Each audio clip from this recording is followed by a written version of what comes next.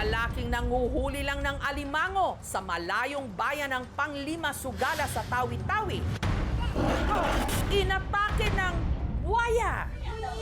Hinila niya ako papunta sa ilalim ng tubig. Almost 15 yung sugat ng hita ko dun sa bandang kanan. May biglang sumulpot na buaya. Ang laki niya parang katawan ko. Mas lalo pa akong natakot. Ngayong araw, ipapakita ko sa inyo ang napakagandang resort sa Bohol. Nag-viral at lumaking issue Not a good idea. Bakit pinahintulutan yan? kung paano ang isang resort sa Bohol na itayo sa gitna ng UNESCO Geopark sa Pilipinas, ang Chocolate Hills. Manager ng resort, nagsalita na. Ang sakit bakit giniba mo yung Chocolate Hills? Wala naman kaming giniba. Meron naman kaming mga certificates po. They had constructed without the ECC and issued a request for them to stop their operations. Paano na yung mga kasamahan kong Murag na dismaya, gimigtaman.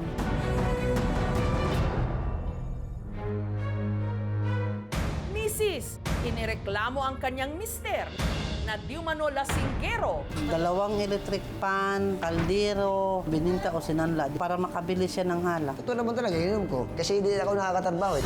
At nambubugbog pa. Huwag kang ganyan, huwag kang ganyan. Ito yung kaldero na hinagis niya sa akin. Sasapukin niya ako dito. Naplisan lang ganun, pero yung suntok talaga hindi naman. Gabi-gabi po akong takot. Nakapagod din. May pag-asa pa kaya ito magbago? Mahirap maalis ka agad yun. Diretso na sa rito. Huwag kang ganyan, huwag kang ganyan.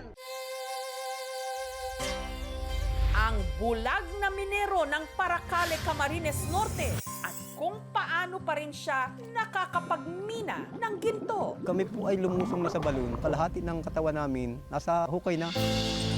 Hindi ko po naisip na umayaw po dahil yan po ang pinagkukunan namin ng pang-araw-araw. Ang gusto ko talaga pong mangyari ay makapagtapos ang anak ko. Hindi baling ako po ang maghirap.